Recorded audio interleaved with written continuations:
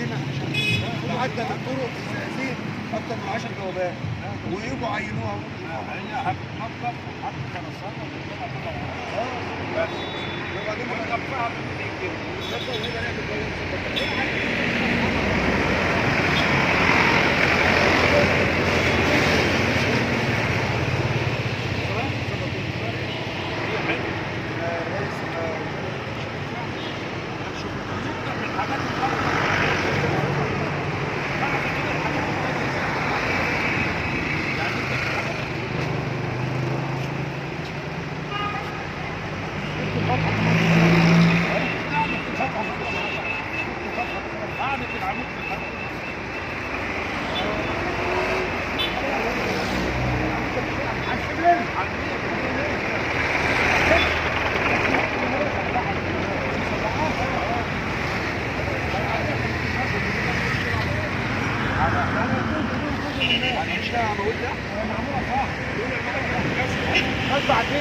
لو مش على طول ولا لا هندسه لو مش مسلحه تبقى هندسه.